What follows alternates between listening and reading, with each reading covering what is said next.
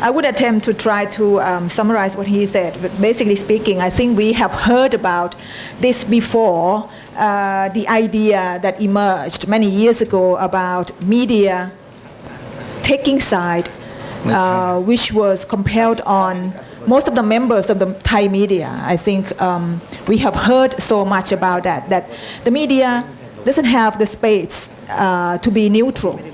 So what they should do for the good of the nation is that they should take side. This has been circulated among the members of the Thai media for a long time. And the result of it is what we see today. Kun Sumedh acknowledged that TJA is aware of the criticism, that it is being a bit too slow to act. But of course, it is more concerned of the safety of its members and the reporters working from the ground. I think this, at least we can say that the Thai media have not been prepared for conflict of this scale. And I can tell you a lot more stories about what happened in the deep south of Thailand, about what's happening in Bangkok in the past few years, and not just this time, and I mean before this, have shown to us that we have not been prepared for a conflict of this scale whatsoever. Kun Sumedh talked about the safety or the danger that reporters facing when they go out and report from the field. I mean, we have heard about this. What can we do about this? Can we just rest it on the members of the public so that they behave in a better way? Or can the media do something?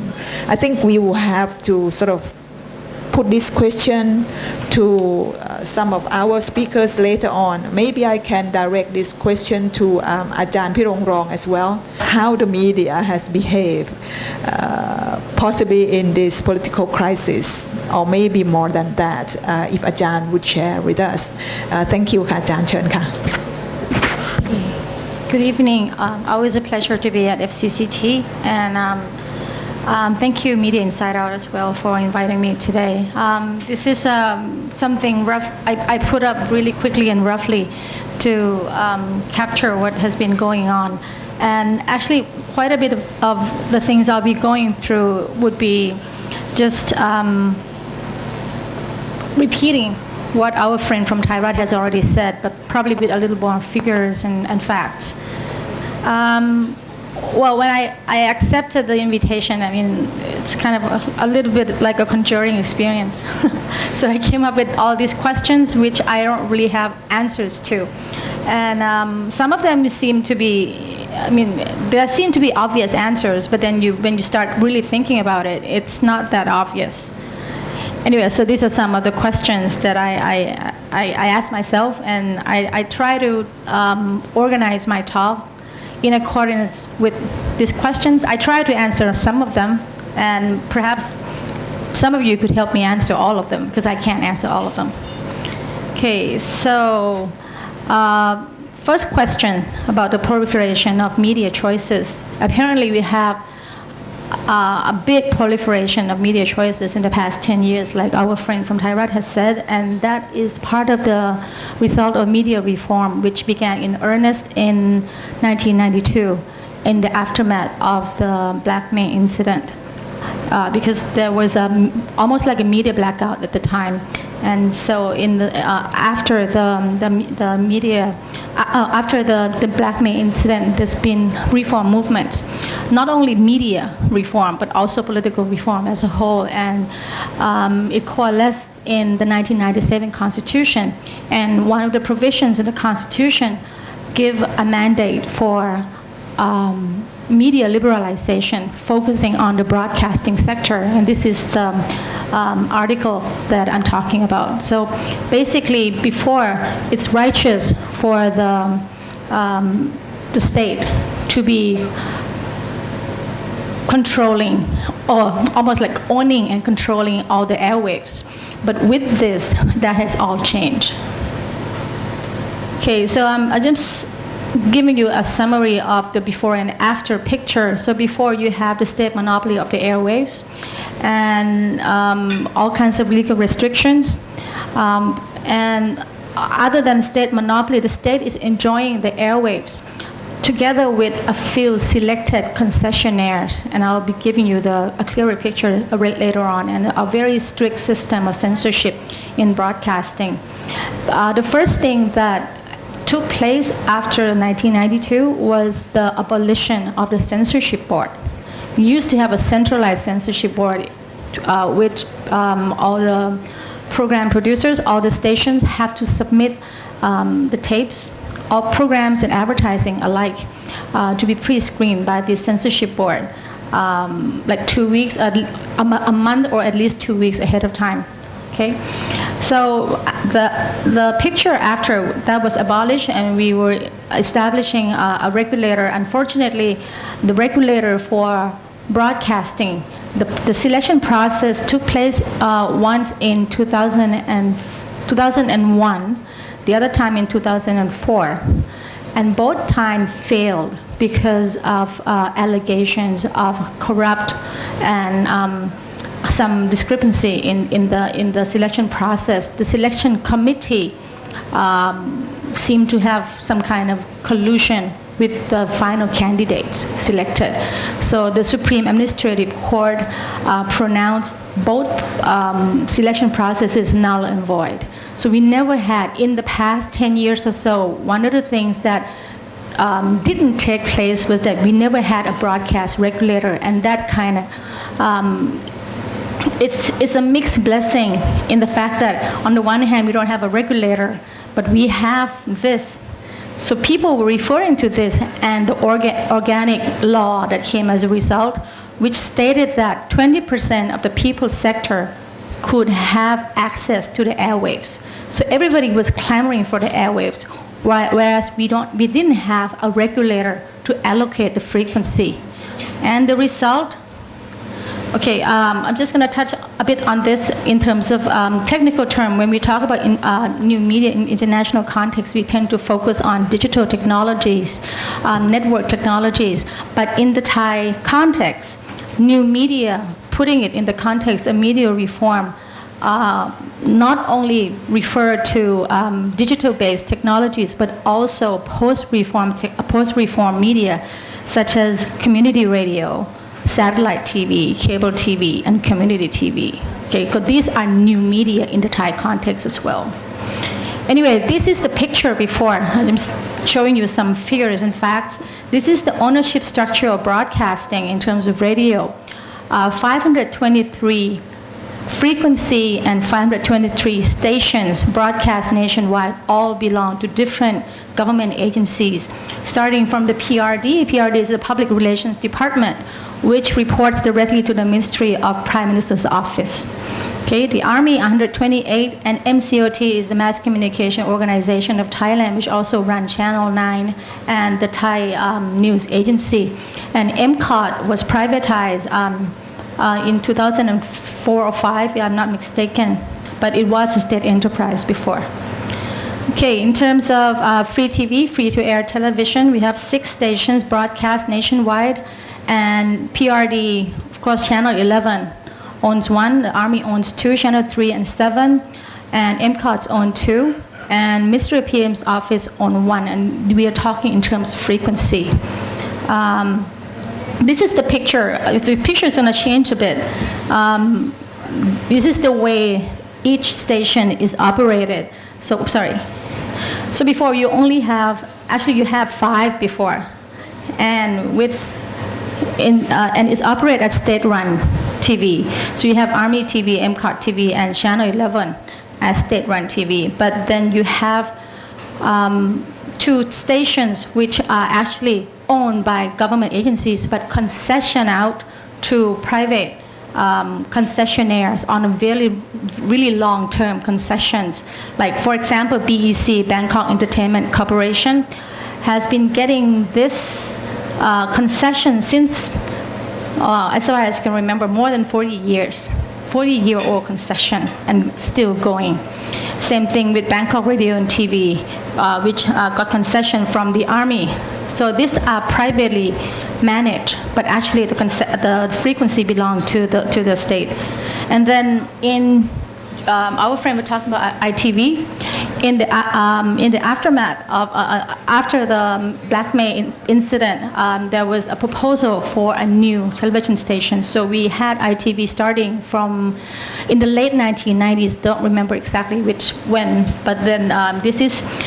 It is a commercial station, but it was regulated with clear concessions to be giving 70% of the airtime to news and current affairs, only 30% to entertainment.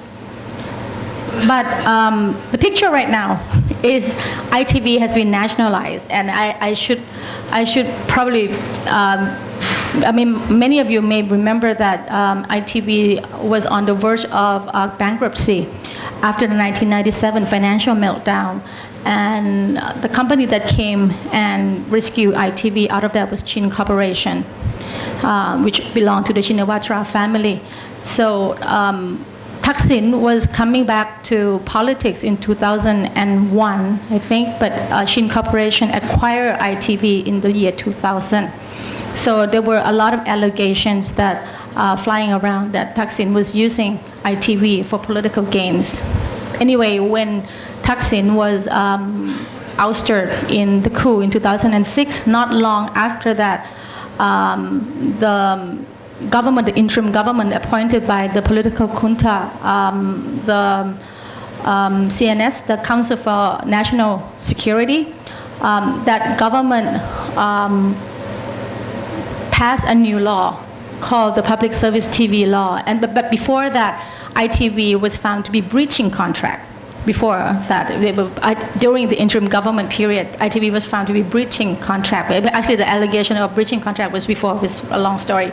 Anyway, finally, ITV was nationalized, and the frequency was reverted into a public service TV. And the law that gave rise to the public service TV was passed by an interim legislature that came after the coup, the National Legislative Assembly, in the year 2011. No, 2008. Okay, so National Public Service Broadcasting Law 2008. Anyway, so this is another picture of post-reform. Before the reform, we have 523 radio stations, all belonging to the state. But with that constitutional provision, people were claiming their constitutional rights to the airwaves. And this is what happened. We have more, actually the statistic is more, but this is the official statistics from the regulator, the National Broadcasting and Telecommunications Commission, 6,599. And this is way beyond the limit that the country, I just came from a meeting at the NBTC, and we were discussing about the allocation of the frequency, and they said that this is Thailand, in terms of geography, in terms of analog signals, could only have about 1,500 stations. But this is way, way, way beyond. It's almost like stacking up like condominium kind of allocation, not terrestrial. In the meantime, we are seeing a rise in cable and satellite TV. Okay, part of the proliferation in this media sector, like our friend said, 2006 was the coup, and after the coup, actually it was before the coup. Before Thaksin was ousted, the ASTV Pujatkan was already in operation. But then during this period, you could see a sharp rise. This is the period when several satellite TV, political oriented, were being born in this period. And another sharp rise came in the year 2008 because of a new law, a new broadcasting law came into place. And this new broadcasting law allowed cable TV and satellite TV to be earning advertising at 8 minutes per hour. So many entrepreneurs came in So right now we are seeing, oops. Oh, I didn't have the statistics. I admitted statistics for the satellite TV. Well, the latest statistics that I could remember, 990 stations for cable, local cable nationwide, and about 350 for satellite channels nationwide. So that's on top of the 6 free-to-air. So you could see the media landscape has changed, drastically changed from before the year 2000 or before 1997 or so. Okay. Okay, second question I was asking if partisan media would lead to polarization.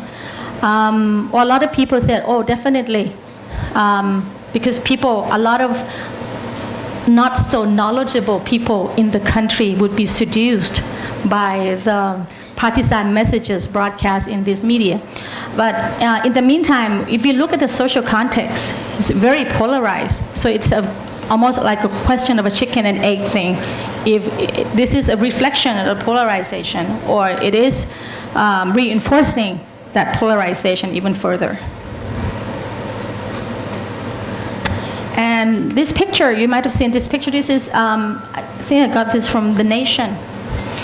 Okay, and this is the picture of the distribution of votes in 2011, and you could see the red area occupying most of the northeast, and the blue area, which stands for the not blue sky, but the Democrat Party. Okay, and this is paired with another distribution, a map of distribution of GDP. So the darker the green, the higher the GDP. The lighter the green, the lower the GDP. So it kind of correlates. Okay, so we have been seeing color-coded media and as well as color-coded politics. To me, I think it's both a phenomenon that have been going in parallel. It's a reflection of one another. But actually, if we look back in history, media and politics are deeply intertwined, because this guy was broadcasting, in fact, for his Meung Thai Rai Sapdah or Meung Thai Weekly program, initially on Channel 9. That was when Thaksin was still in power, and he was criticizing the government so much. Finally, Channel 9 decided to pull out his program.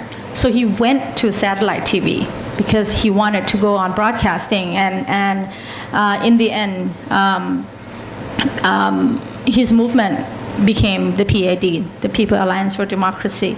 And so the attempt to censor or shut down the media has led to political movement.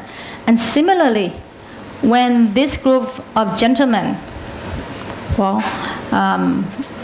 was trying to set up another satellite TV in 2007, it's called PTV, People Television.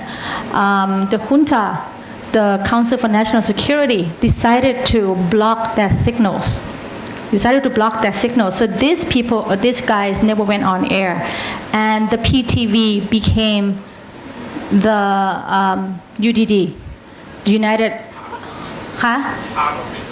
Part of it, yeah. But I mean, it gave rise to the red shirt movement.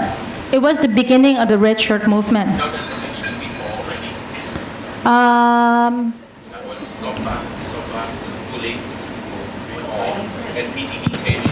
Yeah, red shirt began when Sombat Pungamano used the red color as a campaign color to end to oppose the junta drafted or proposed constitution during the referendum. Okay. Anyway, we have many magazines read slanted for some time during the interim government, but they all went underground after a while. And then we also have red-oriented station like DNN, Asia Update. And also, of course, right now, nothing but blue sky, which to me, almost has become like a cult. Because people listen to Blue Sky. I was told by some friends in the South that everywhere you go in the South, every household would be turning on to Blue Sky. And actually, sadly, but at my household, my dad has been asking me to install Blue Sky. I said, no, you've been brainwashed enough. So he managed on his own. He got hooked on his iPad. Now he's listening. He's watching day and night on his iPad. And my dad is 82 years old, and he's part of the knowledgeable elite because he's a medical doctor. No, not really, but he's seduced as well. Anyway, another question: is this polarization? Is it really ideologically based? Or is just identity based? A lot of times I'm not really sure if it's really ideologically based because I don't mean to be a no better person here, but a lot of the friends that have been regulars at the mob these days, they never strike me as very politically sophisticated in a lot of ways, and or politically active in any case. Okay, and okay, I found this I think this happened a few years ago, and not recently, but it seems Thai people are not very sincere when giving out information in polls. Well, only 76% of them said we don't have any color affiliation, and very few number said identify themselves as strongly red or yellow. But when it comes to projecting their identity online, a lot of people are very open in terms of their political standpoint. And actually, almost a lot of times, because on Facebook, you're surrounded by your circle of friends or friends of friends. And sometimes you almost feel guilty for not changing your political, your profile picture to be in accordance with your friends, because everybody was changing it into similar discourses that no corruption, no to amnesty bill, and those who lied are not good Buddhists, something like that. Yeah. And these are pictures of my clans and relatives. My mother right here with my and it's. I'm not really sure this is political socialization or they're just using politics as a means, to socialize, to find. But anyway, it's a good ploy, and they managed to. Well, this is again maybe just another discourse, but a lot of people went, not 5 million, I'm sure, but many people went. And if you read this, it says 11 November 2013, more than a million people went without being paid.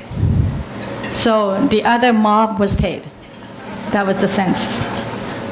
Okay, so social media reinforcing, promoting political activism, or just tear the country apart. Okay. On the one hand, of course, with many potentials of social media, a lot of people have been mobilized and galvanized to participate in this political protest as never before. And a lot of them were mobilized through such website or webpage on Facebook. But the usual discourse is, as our friend already said, is always good people must participate because we don't want the country to be taken over by bad people, corrupt politicians. Just pass through that. And social media, of course. And this is from The Nation. Kun PRAVIT. Unlike you, I'm using The Nation. Right? It's in The Nation, yes. And so there have been observations that social media have been used as key channels to communicate. And not only to communicate and disseminate information, actually, I think the mobilization and the building of political identity, a common political identity, a social identity more. But in the meantime, this is my own, this is I cut part of this from my article in the Bangkok Post. My observation is that in social media, there's been a trend towards more personalization and as well as a lot of hate expressions.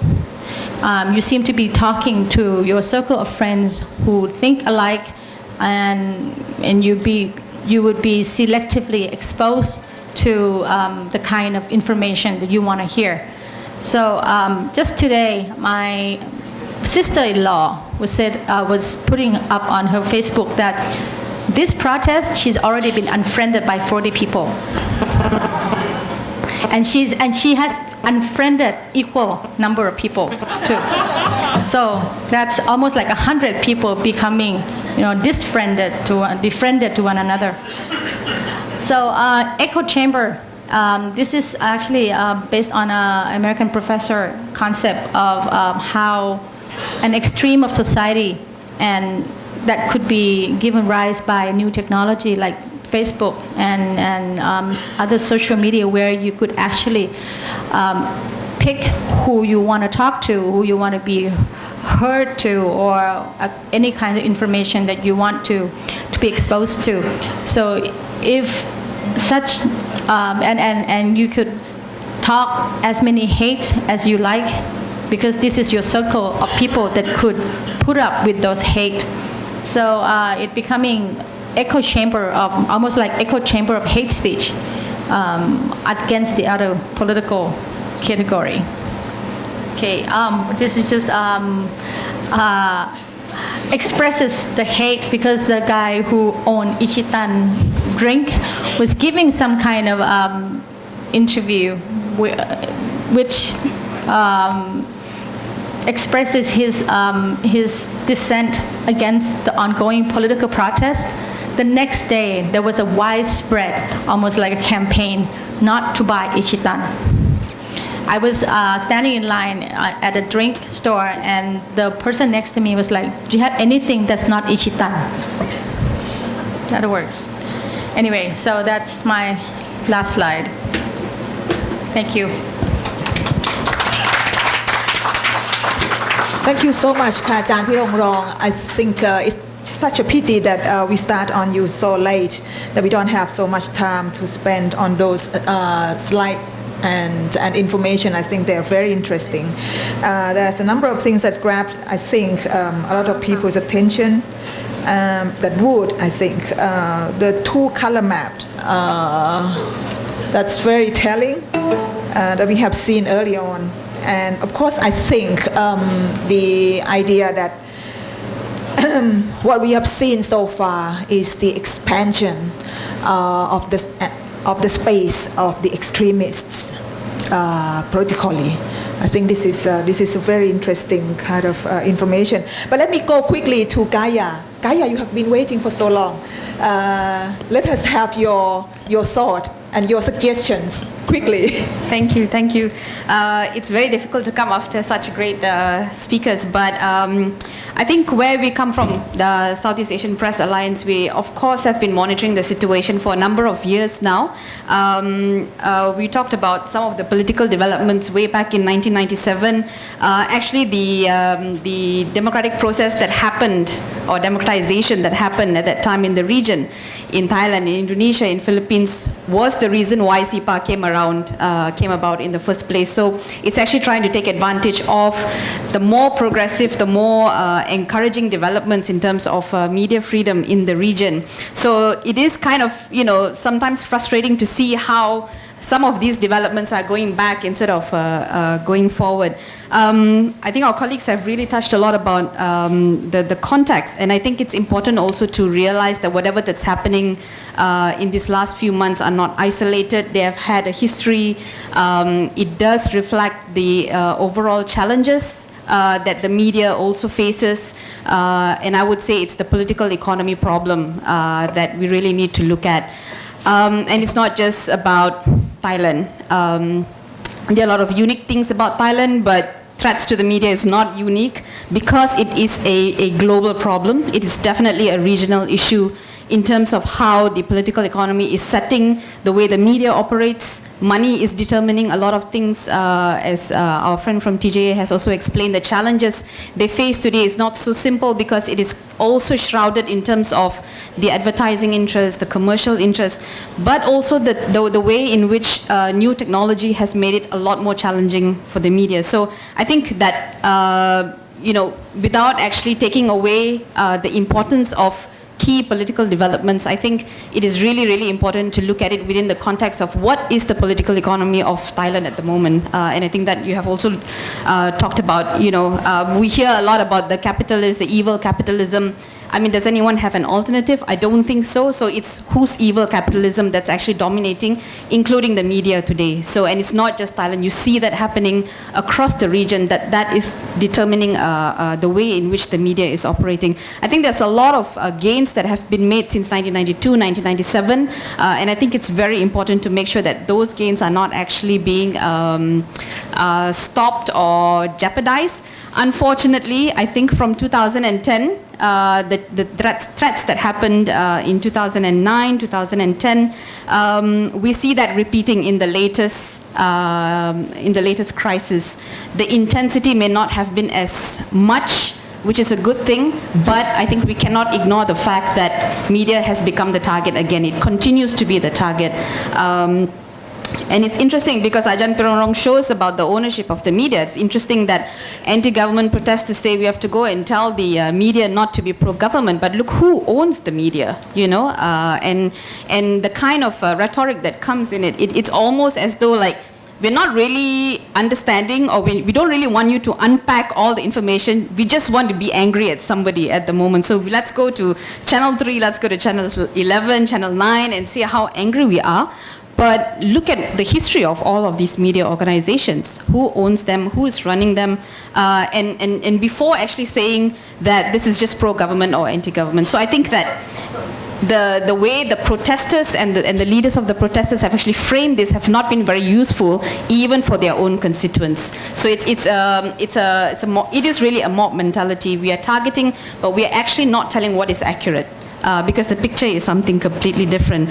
And very recently we had some discussions about political communication, and this is where, again, I think Thailand is showing maybe some regression in terms of how you handle political communication. It's electoral communication.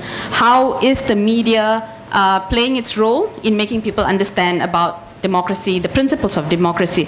It's interesting. Our friends have said today, you're talking about suffrage, universal suffrage.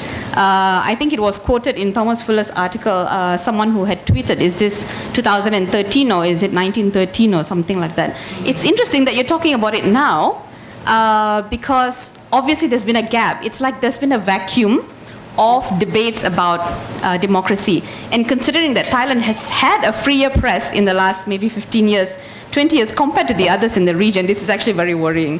If you're sitting in Vietnam and you want to debate about democracy, you're going to have to start really at some very fundamental levels. But to actually be having to address these kind of questions now, I think it is very, very important for the media community to take it up and say, well, this is actually what we're supposed to have been doing. Are we doing it adequately? And I think it also comes back to the question of the diversity and plurality of the media. Yes, you've had this great explosion of various platforms, of various media organizations, but a lot of them within their own political affiliations. So you don't have people talking across each other. So you have media that's aligned very specifically to that political positions, but you don't necessarily have enough media that can actually represent the diversity that we actually need in terms of content within one media outlet. So that's a challenge that's happening. You have a few, but it obviously is not enough given the kind of political situation you have today. So you have, many platforms. People have been quite frustrated with the media, so going on to online media. But I think one of the challenges with the technology is that it creates further segmentation while at the same time allowing for more spaces. So technology has been good. It has created a lot of opportunities, but it also could lead to more segmentation. So you're within a very limited political agenda. This is where you're comfortable, you don't like it, then you kick out your friends. So you're actually further segmentizing your own access to information. So I think that in terms of the content, we've seen, maybe not really answering your question, but I think it takes on from what Ajahn was saying, is the media adequately providing plural and diverse views? And I think that you have the plurality, but not necessarily the kind of diversity within each media. The third point I wanted to share, and I won't go longer because I think that, it'll be very interesting to actually have some of these discussions, is that it's very interesting also in Thailand with the concept of the foreign. It's always, and again, it's not that it's only Thailand because everybody else is use the foreign agent, foreign agenda, always as the bogeyman. But I think Thailand's role within the region, within the international scene is actually very interesting. It is important to also place within this context. So on the one hand, you do have these attacks against the foreign journalists, but we do recognize the important role played both by the local media and the foreign media in providing the kind of discussions, but also the fact that, whatever that happens within Thailand, it is about the debates about values. And it's not just for Thailand. It is about values that, go across, it cuts across. How Thailand deals with its democracy, how it deals with its institutions, other people are watching. It's interesting that when the Thai Foreign Ministry had the briefing for the ambassadors, it was from Malaysia and Myanmar. They sent their ambassadors. The others, I think they sent their representatives. Very interesting choice of countries that sent their ambassadors. Then you also had a statement coming from the meeting, I think in Japan, ASEAN-Japan meeting, foreign minister saying that ASEAN supports Thailand calling for elections. Of course, other ASEAN governments don't like protests either. Of course, they will say, yes, go for the elections. So I think it's also to understand the context of the political, the unraveling within the region. How do the other states actually look at how Thailand deals with it? And again, I think it's also central for the media because the ability of the media to handle this diverse views, how it deals with foreign media, plural media, it actually is being watched by the others. They may not openly say we are all for democracy or whatever, but they are watching. ASEAN, we don't really have a lot of high hopes for them, but they talk a lot in the corridors. We know that very much. So these developments are definitely being monitored. So I think that, there's no such thing as this is a Thai issue. It is not. I think that it has crossed borders a long time ago, and the interest is there for everybody. And I think we really appreciate both the local media and the foreign media who are exchanging information, who are supporting each other, but also the fact that it is about very, very key issues and values that are being debated or should be debated even more.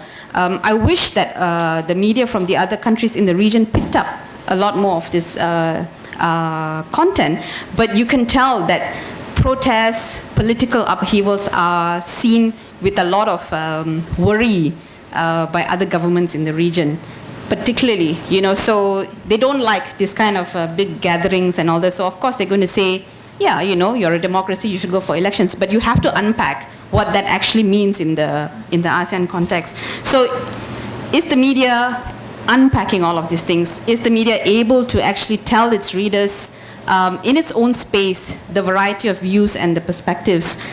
It's great that different voices have their own channels, but do you have to, as an audience, do you actually have to sit down and collect 10 and then make up your mind, or can you not be dependent or reliant on 2 or 3 to be able to give you that kind of information? So I'll just conclude by saying that from the viewpoint of promoting freedom of expression, press freedom, we really have to look at how the political economic structure is in terms of the media ownership.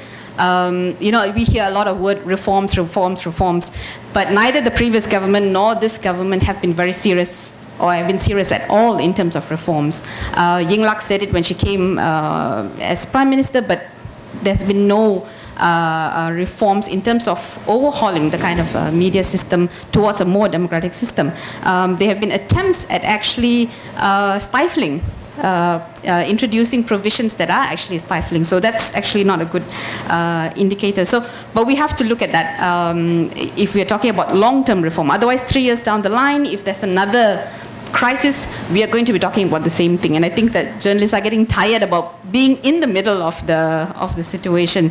That's the first thing. The second thing I think really is about the issue of the diversity, that we really have to look at how real diversity is in terms of media structures, media ownership, media content. And the third is soul searching, I guess, for the media. For journalists, you're out there on the field, you have your challenges, you have the demands, the pressures, but I think that at the end of the day, we need more journalists who say, well, I'm doing this is ethical, this is my defense. This is what determines the fact that I'm a credible and a journalist with integrity.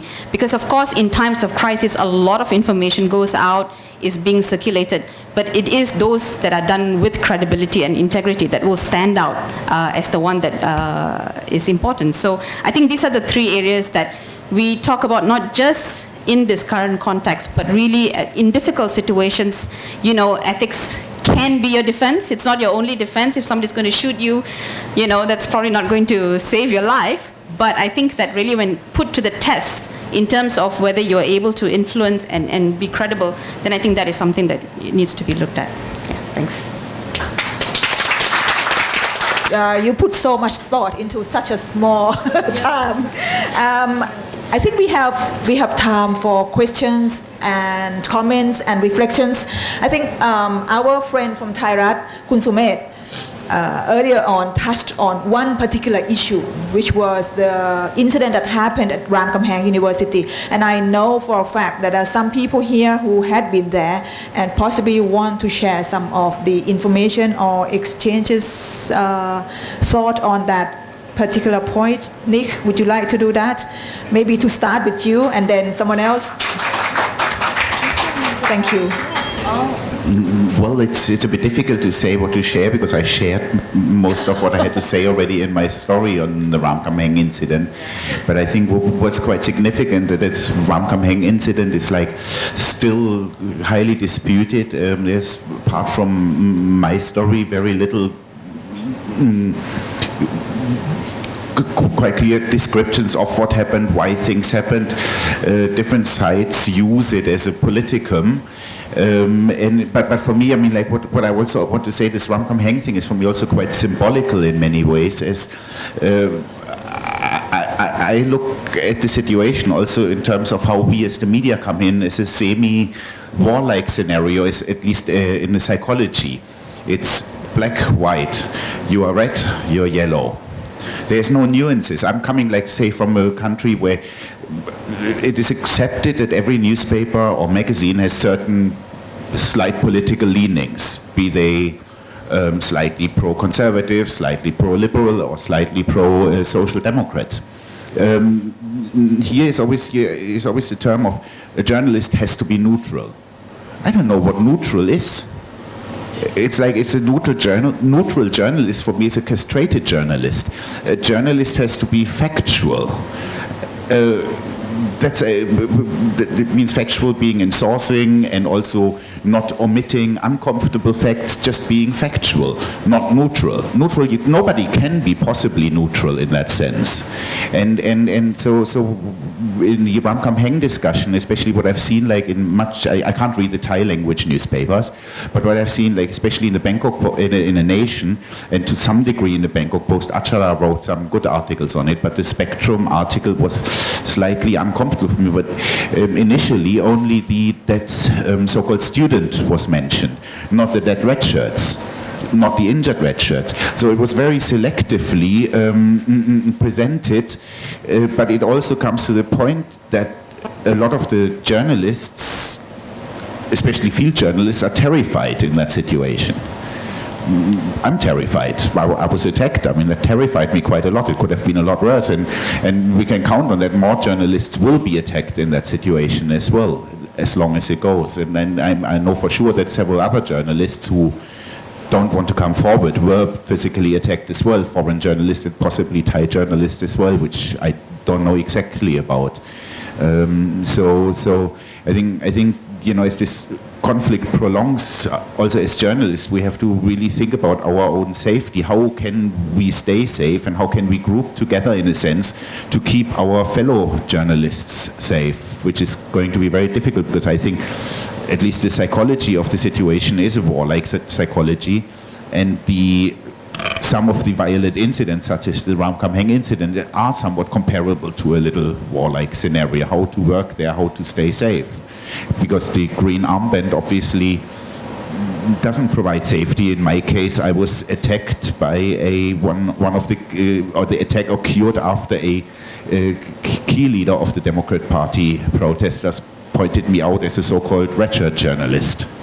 So even when the leadership doesn't respect the green armband, how will you expect the guards and protesters to respect that? So that's a bit of my reflection on this. I'm sorry, I will speak in Thai, and maybe Pinoy will help me to translate. No? I do my best. Mutita from ประชาไทย website มีเรื่องจะแชร์นิดหน่อยเท่านั้นนะคะที่มันจะเกี่ยวข้องกับเรื่องของการสื่อสารของสื่อก็คือว่าในช่วงสถานการณ์ของรามคำแหงอะค่ะถ้าติดตามในโซเชียลมีเดียเนี่ยจะเห็นว่ามันมีการส่งต่อข่าวสารที่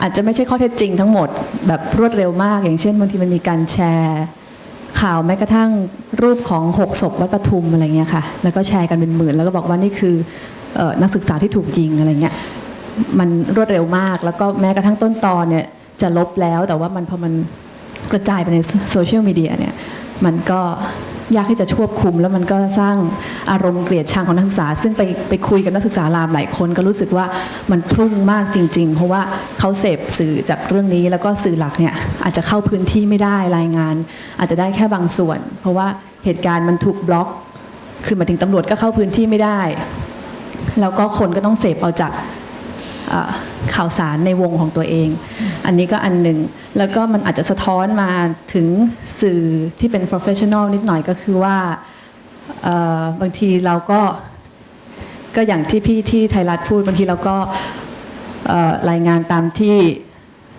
แกนนำพูดหรืออะไรจะยกตัวอย่างเช่นเคสของคุณสุเทพที่บอกว่าจับ4 หรือ 5 เขมรที่เตรียมจะเข้ามาป่วนมาเผาม็อบทีนี้เนี่ยจากการตรวจสอบเนี่ยก็พบว่าจริงๆแล้วก็หนึ่งในนั้นอย่างน้อยที่แบบมีหน้ามีตาลงหนังสือพิมพ์ลงเว็บไซต์เนี่ยคือก็เป็นโฮมเลสที่เป็นคนไทยอะค่ะแต่ว่าเขาเป็นคนแบบติงต้องหน่อยอะไรเงี้ยคืออย่างเงี้ยมันก็จะไม่ได้ถูกตรวจสอบเหมือนกันแล้วก็ถูกเผยแพร่ออกไปในสถานการณ์ที่มันวุ่นวายก็แค่สะท้อนให้ฟังแลกเปลี่ยนค่ะ She contributes some information to our session.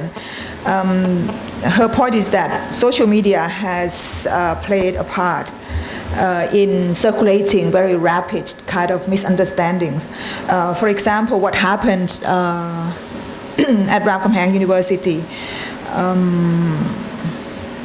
Also, some of the people in the social media world put out some information, for example, sharing the picture of the dead bodies from the raid demonstration at Wat Pathum, and claiming that this was the picture of the people who died at Ramkhamhaeng University, and it was circulating among the people, the users of the people in the social media world very rapidly. So that's one thing. And there's another thing that she said. The reporters from the mainstream media had difficulty accessing the Ramkhamhaeng scene. So these people, including their audience, relied pretty much on the social media and hence they got some wrong ideas. Also, she said that some of the speeches, the clips from the protest were reported unchecked.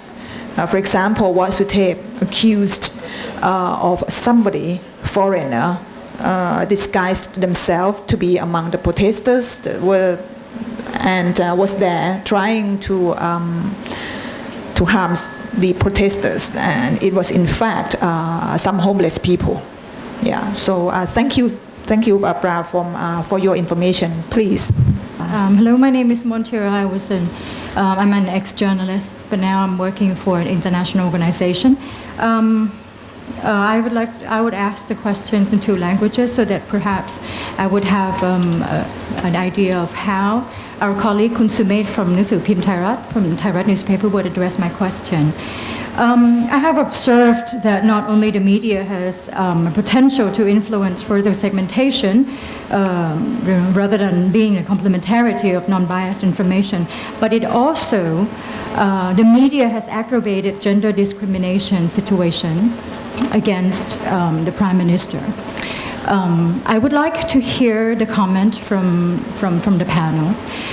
ขอเรียนสอบถามท่านวิทยากรค่ะว่านอกจากสื่อมวลชนที่จะเสนอข่าวในทิศทางที่เป็นกลางแล้วเนี่ยสื่อยังสร้างกระแสในการเหยียดเพศให้หนักหนามากขึ้นนะคะโดยเฉพาะอย่างยิ่งการช่วยเผยแพร่ศัพท์ที่มีการแสดงความเลือกปฏิบัติต่อผู้นำของประเทศเนี่ยค่ะนะคะอยากจะสอบถามความเห็นของแพนเนลด้วยค่ะว่ามีการศึกษาไหมท่านคิดอย่างไรท่านจะทำอย่างไรในฐานะที่ท่านเป็น Association of Journalists เป็นสมาคมผู้สื่อข่าวนะคะประเด็นที่2ค่ะ I thank คุณนวลน้อย for raising the questions on the preparation of media or equipping the media members especially female journalists who are sent at the epicenter of political conflict. How are they trained or have they been trained in their news organization to equip themselves to protect themselves from being the target or turn themselves to be the target, how to prevent themselves because discrimination, online discrimination, physical discriminations or violence can happen against them as well who present the news, especially in the news organizations that clearly taken political stance ขอตั้งคำถามว่าในฐานะท่านวิทยากรนะคะที่ท่านเป็นสถาบันปกป้องสิทธิสื่อมวลชนท่านได้ทำอะไรแล้วหรือไม่หรือวางแผนอย่างไรนะคะที่จะล็อบบี้สื่อหรือเจ้าของสื่อเนี่ยนะคะที่จะปกป้องสิทธิและความปลอดภัยของชีวิตสื่อมวลชนนะคะนอกจากปลอกแขนแล้วเนี่ยนะคะไม่ได้ทำอะไรเป็นรูปธรรมไหมคะโดยเฉพาะสื่อมวลชนสุภาพสตรีค่ะที่อาจจะเป็นเหยื่อหรือตกเป็นเป้าในการโจมตีทางร่างกายโดยเฉพาะอย่างยิ่งเมื่อทำข่าวในสื่อที่ท่านมองเห็นว่าเลือกข้างนะคะขอบคุณมากค่ะขอเรียนตอบครับเพราะว่าทั้ง2ประเด็นอยู่ในเรื่องของฝ่ายอนุสิทธิ์ที่เสรีภาพและปฏิรูปสื่อของสมาคมนักข่าวทั้งสื่อพิมพ์แห่งประเทศไทยแล้วก็รวมถึงสมาคมนักข่าววิทยุและโทรทัศน์ไทยนะครับประเด็นการคุกคามทางเพศเนี่ยพูดได้เลยว่าตรงนี้เป็นเรื่องใหญ่เพราะว่าเรามีการพูดคุยแล้วมีการอบรมนักข่าวมาหลายครั้งมากโดยเฉพาะเรื่องการรายงานข่าวที่มีผลกระทบทางเพศแล้วก็กรณีที่มีการละเมิดต่อสิทธิเด็กนะครับในเบื้องต้นเนี่ยสิ่งหนึ่งที่เราทำเลยคือการให้ความรู้แล้วก็ความเข้าใจในเรื่องกฎหมายที่เกี่ยวข้องนะครับกับนักข่าวภาคสนามทุกฉบับเท่าที่ทำได้แล้วก็สร้างเป็นเครือข่ายสร้างคนรุ่นใหม่ขึ้นมาในการรายงานเพื่อหลีกเลี่ยงหลายครั้งถ้ามีการติดตามอ่านข่าวกันจริงๆเนี่ยในเนื้อข่าวเนี่ยจะไม่มีการพูดถึงเลยแต่สิ่งที่มันเกิดขึ้นเนี่ยมาจากความเห็นของอาจจะเป็นคอลัมนิสต์บางคนหรือ เป็นความเห็นที่เกิดขึ้นในโซเชียลเน็ตเวิร์กซึ่งไม่ใช่พื้นที่ข่าวที่พวกเราทำงานรายงานขึ้นมาดังนั้นถ้าดูจริงๆมันจะไม่มีแทบไม่มีการประเด็นในการคุกคามทางเพศถ้าไม่ใช่สื่อที่เป็นกระบอกเสียงของกลุ่มการเมืองต่างๆโดยตรงหรือสนับสนุนเทคไซต์โดยตรงมันจะไม่มีในประเด็นนี้แต่ถ้าในทางป้องกันเนี่ยสิ่งหนึ่งถ้าผู้เสียหายเห็นว่าตัวเองได้รับผลกระทบคุณมีสิทธิ์ตามกระบวนการของสภาวิชาชีพสื่อร้องเรียนขึ้นมาและดำเนินการตามกฎหมายได้ถ้าเห็นว่าสิ่งที่ทางสื่อรายงานไม่เป็นธรรมหรือเป็นการคุกคามสิทธิเสรีภาพไม่ว่าจะเรื่องเพศหรือเรื่องใดก็ตามนะครับซึ่งตัวนี้มันมีอยู่ในธรรมนูญของสื่ออยู่แล้วนะครับส่วนเรื่องของการเซฟตี้เทรนนิ่งเนี่ยเรื่องการเซฟตี้นักข่าวภาคสนามเนี่ยเรามีการเริ่มดำเนินการเรื่องนี้จริงจังเมื่อปี 2553 หลังจากที่จบเหตุการณ์การชุมนุมทางการเมืองในเดือนพฤษภาคม 53 ตอนนั้นทางสมาคมนักข่าวหนังสือพิมพ์แห่งประเทศไทยได้รับความช่วยเหลือจากสถาบันความปลอดภัยสื่อมวลชนนะครับหรือที่เรารู้จักว่า INSI นะครับทาง INSI ได้ส่งทีมนักข่าวจากฟิลิปปินส์มา5 คนแล้วก็จะมีนักข่าวจากฝรั่งเศสอีกคนหนึ่งมาอบรมให้กับพวกผมซึ่งตอนนั้นผมก็อยู่ในทีมอบรมรุ่นที่1ณตอนนั้นเราก็สร้างองค์ความรู้มาถึงปีนี้เป็นปีที่5โดยที่ปีที่4โทษทีนะครับปีที่4โดยปีนี้เป็นปีแรกที่เมื่อก่อนชุมนุมไม่กี่เดือนที่ผ่านมาเนี่ยเราเป็นปีแรกที่เราสามารถอบรมกันเองได้โดยที่ไม่มีนักข่าวต่างชาติมาเป็นวิทยากรแล้วก็จากสถิติจากการสำรวจครั้งนี้เนี่ยอัตราการถูกบาดเจ็บหนักในสนามข่าวเนี่ยค่อนข้างน้อยลงแต่การคุกคามจากมวลชนจากกระแสที่มีการปลุกเร้าการปลุกระดมว่าสื่อฉบับนู้นสื่อสำนักนี้รายงานไม่ถูกต้องสื่อฉบับนี้เป็นสีแดงหรือเป็นสีเหลืองเนี่ยมันยังมีอยู่มันทำให้เราไม่สามารถลดทอนการคุกคามลงได้แต่สิ่งที่เราป้องกันทั้งนี้คือไปเป็นกลุ่มพยายามรณรงค์ให้เป็นการทำงานเป็นทีมไม่ว่าจะอยู่ฉบับไหนหรือสำนักไหนก็จะไปเป็นกลุ่มจะไม่มีการเดินเดี่ยวในกลุ่มมวลชนครับSawadee Cap. Robert Kinnear, Alternative Innovations. I'm an occasional freelance photojournalist. Your comments about ownership of media is really rather important. If you compare it to the rest of the world as well, there may not have been an Iraq war or Afghanistan war had there been more open media of different varieties and the different spectrum of opinions, given that weapons of mass destruction and things like that. But these sorts of comments can go on. Regarding security of journalists, I happened to be in Tunisia, Egypt and Libya during the Arab Spring, where security certainly was a question for journalists. And I don't think any of you would like to be in Syria right now. Just so you're actually in pretty good shape here, all things considered. But my main question is, given that all this social media is going on and people are watching and observed, is Big Brother watching you, like all these scandals in Europe and the States, monitoring phone calls and such like, and your emails? Is anybody clued up on what's happening there? Answer that. Well, actually, I think that the government has made attempts and will continue to make attempts here to try and have access, maybe not to the extent of the NSA metadata collection, but I think that this is an interest that has been expressed by a lot of governments, and recently with ASEAN actually securing an agreement with Japan in terms of cybersecurity, which actually entails the possibility of collecting information, so-called to resist or to prevent threats. So I don't think that a lot of media have actually looked at whether the governments have been tracking as much, but there is already research and it's already been published the extent to which filtering and collection of data is happening. Again, it's not to the extent of NSA, but the capability is there, limited nevertheless, but there is an express interest by the governments in the region to want to collect and survey data. Yes. I also like to translate what Kun Sumedh said earlier on. He told us that the Thai Journalists Association has been training journalists, members of the association, on the safety measures with the help of some people from the Philippines and later on their own. What else?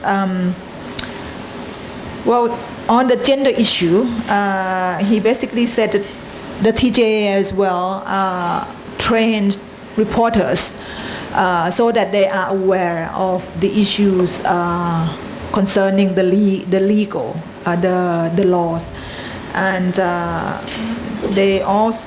he also mentioned that the attacks, for example, on the Prime Minister, my understanding is that he's sort of talking about the attacks on certain figures. This happened mainly on the social media and not really coming from the mainstream media. Actually, I have something to add on the question on the gender issue. Just finished a research report on hate speech in the media. We just finished a research report on dissemination of hate speech in media. And one of the findings was the basis of establishing hate. If the target of hate is a woman, it's always gender. It's always the basis is always gender. But if it's a male, it would for the focus would be on other kind of behavior, unacceptable behavior like corruption. Like Aphisit would always be called murderer. And Thaksin was always corrupt, but if it's Yingluck, it's her gender, her being female. In all of these conflicts, of course, we're in some ways dealing with shadow play. And there's a lot going on behind the scenes, and there's a lot of manipulation from all different quarters, the military, business, other quarters. And that means that in order to get at the truth sometimes, you have to use sources that have particular knowledge. And I wonder, those sources that must be confidential, how do you treat them and what kind of protections do you have and what kind of protections do they have when you report what they say in confidence? For me, some of the anti-government protesters would not even want to reveal their family name, for example. So there's always this fear that if you come out publicly very clearly in matters of politics, there will be consequences. Although I'm not aware that there have been cases of informants or sources being either harmed or attacked. I don't know, Gayathri, you have any information on that? Gayathri, can you elaborate on that? คุณสุเมธเชิญค่ะ ในเรื่องของการปกป้องแหล่งข่าวเนี่ยเราค่อนข้างให้ความสำคัญทุกฉบับอะฮะไม่ว่าสำนักข่าวไหนหรือทีวีหรือหนังสือพิมพ์เราค่อนข้างให้ความสำคัญสูงโดยเฉพาะถ้าเป็นข้อมูลสำคัญเนี่ยจะไม่มีการเปิดเผยเลยเห็นได้จากกรณีของบางกอกโพสต์คือคุณเป๊ปซี่ที่เป็นบรรยากาศข่าวความมั่นคงณตอนนั้นเนี่ยเขาเป็นคนแรกที่ได้ข้อมูลเรื่องสนามบินรันเวย์สนามบินลาวจากแหล่งข่าวในทำเนียบรัฐบาลเองจากคนในรัฐบาลเองแล้วเขาก็ปกปิดมาแล้วเขาก็จนเขาเป็นคนที่ถูกฟ้องร้องดำเนินคดีว่าให้ทำให้รัฐบาลเสียหายแล้วก็ถูกบางกอกโพสต์ปลดออกตรงนั้นแต่นั่นคือสิ่งที่คุณเบปซี่ได้รับจากการปกป้องแหล่งข่าวนะครับ Kun Sumeth has added information, has answered the question that protecting sources is the very important issue for the Thai media as well, and TJA members have paid a lot of attention to that. He cited one particular example of Kun Samsuk, who's now working for the Thai PBS, but during the time that he worked for the Bangkok Post, he exposed this story about the crack on the runway of the Suvarnabhumi airport. And he protected his source to the very last minute. He was sued and he lost his job. So that was the result of it. Is anybody from the media circle would like to share something? I think our Gaya, you're looking at me. I think we have discussed quite a number of things, but there's still a lot of things that we haven't really touched upon. I think for the coverage of the Thai media, but within this limited time, maybe I just hope that what we have talked about is food for thought for everyone. I think we have spent quite some time, and it doesn't look to me like anyone have any pressing question to ask more. Okay, let us close the official session, and if anyone wants to sort of exchange any more ideas and thoughts, you could do so. I think we will be able to stay in here and talk some more. Thank you very much for your interest. Thank you to the Media Inside Out for organizing this event. Thank you.